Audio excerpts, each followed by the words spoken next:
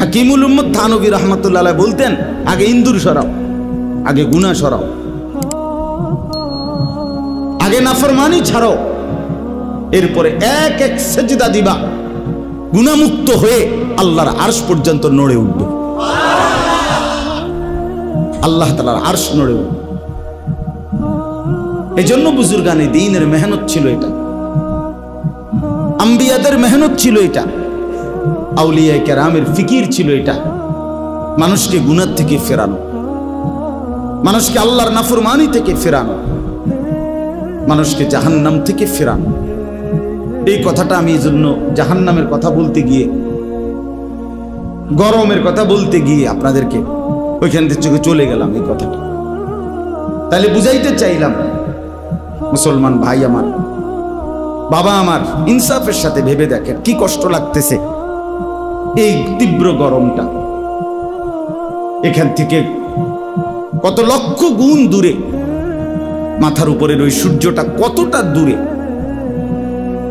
এত দূরের সূর্যের তাপ, তাও সূর্য ডুবে গেছে কত আগে, এখন তো সূর্য নাই, সূর্য ডুবে গেছে না সন্ধ্যায়, কিন্তু সেই তাপ কি পরিমাণ রয়ে গেছে।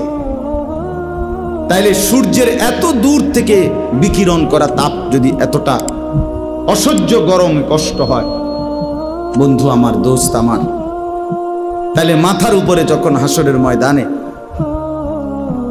পুরা সূর্যটা তার তাপ দেবে, পায়ের নিচে যখন জমিন উত্তপ্ত তামার মতো হবে, আর কোরআনুল কারীমের মধ্যে আছে ইয়াউমা ইয়াকুমুন নাসু লিরাব্বিল আলামিন।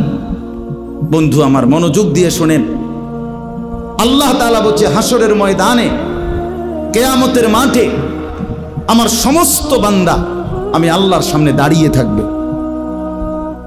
নবীজি বলছেন মাউদাউ কাদামিন, এই দুই পায়ের নিচে যে তালু, এই পায়ের তালু রাখতে যেটুকু জায়গা, খোদার কসম নবী বলছে এইটুকু জায়গার উপরেই দাঁড়িয়ে থাকবে। এক সুতা, এক জাররা সামনে কিংবা পিছনে, ডানে কিংবা বামে আগাইতেও পারবে না, পিছাইতেও পারবে না, ডান বামও যাইতে পারবে না, বরং এক অবস্থার মধ্যে সে দাঁড়িয়ে থাকবে। মাথার উপরে সূর্য, পায়ের নিচের জমিন উত্তপ্ত। এরপরে কতদিন দাঁড়িয়ে থাকবে? সর্বোচ্চ 3-4 মিনিট,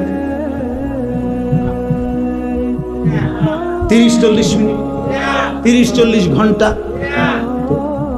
রাসূলুল্লাহ সাল্লাল্লাহু আলাইহি ওয়াসাল্লাম আল্লাহ তাআলার কোরআন থেকে যে হিসাব, আপনারা হিসাব করলে বুঝবেন হাসরের ময়দান মোট কত দিন, সেটা জানে শুধু আল্লাহ।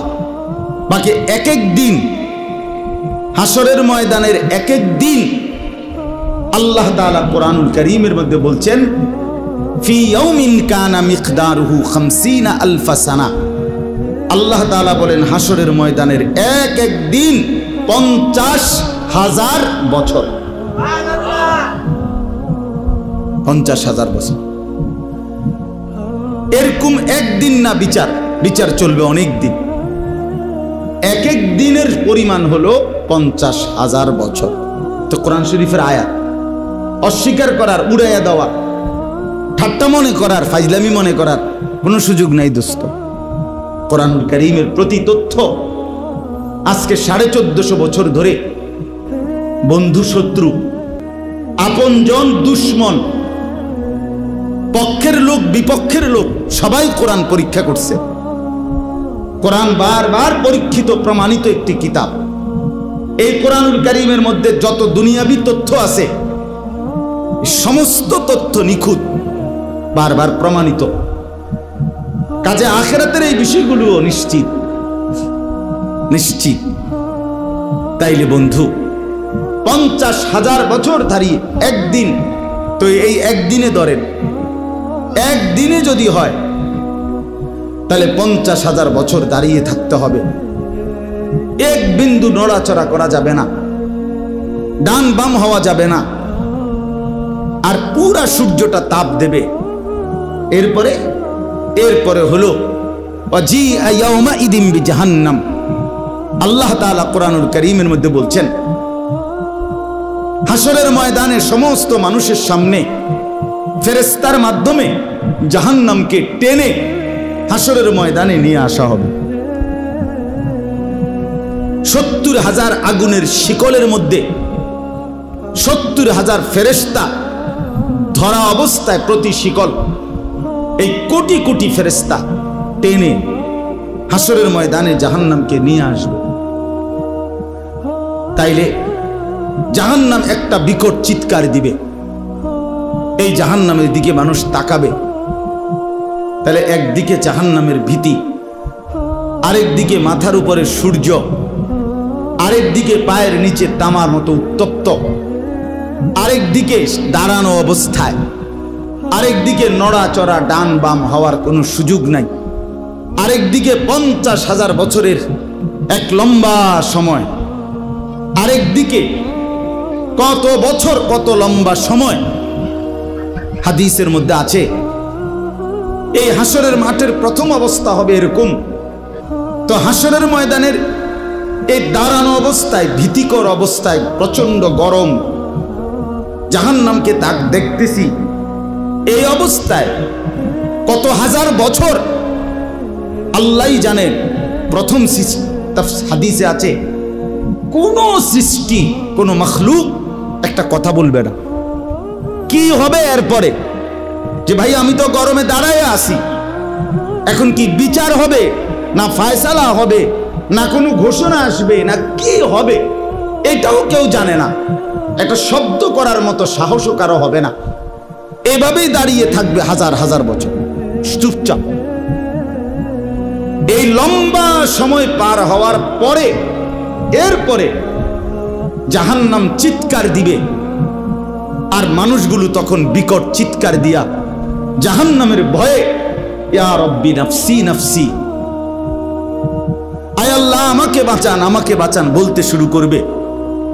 এই তখনই গিয়া মানুষ নবীদের কাছে ঘুরতে থাকবে।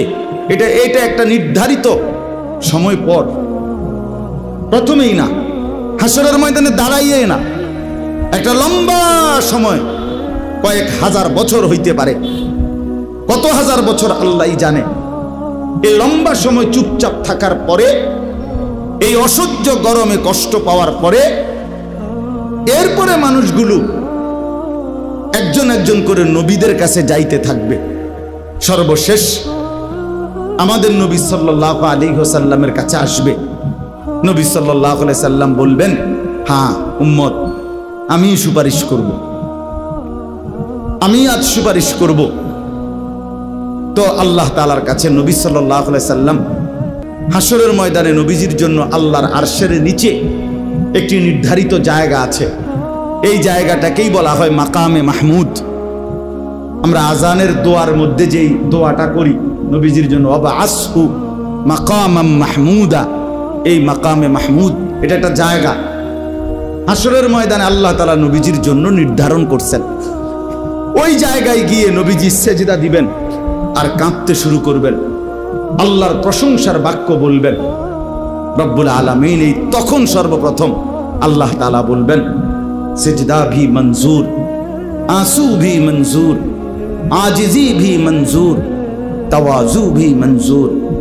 बंधु आपनार सेजदाओ आमी ग्रहण करलाम, आपनार चोखेर पानिओ आमी ग्रहण करलाम, आपनार बिनय काकुति मिनति आमी ग्रहण करलाम।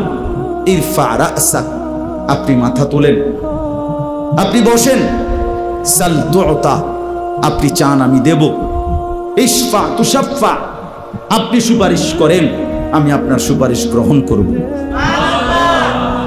তো নবী সাল্লাল্লাহু আলাইহি সাল্লাম তখন বলবেন, রব্বুল আলামিন, এই মানুষগুলো অত বছর যাবত, এতদিন যাবত দাঁড়িয়ে, বিচার কাজ হচ্ছে না, ফয়সালার কিছুই শুরু হচ্ছে না, আমার প্রথম সুপারিশ আপনি দয়া করে বিচার কাজ শুরু করেন। এই তখন বিচার কাজ শুরু।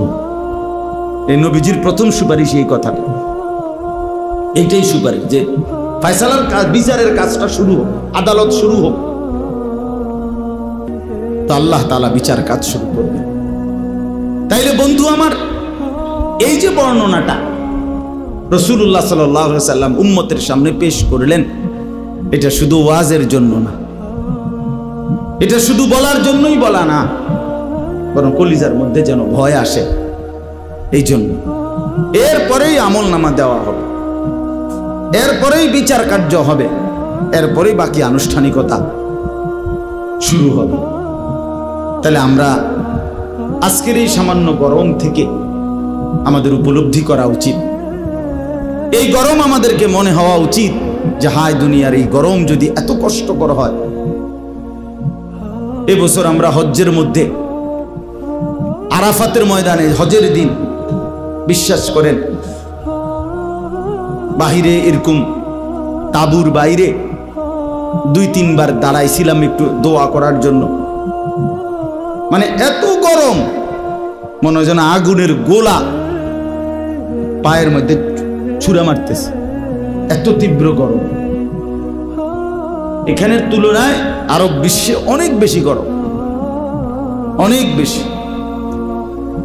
তাহলে দুনিয়ার এই তীব্র গরম যদি আমাদের কারো সহ্য না হয়, আমরা জাহান্নামের আযাব সইব কেমন?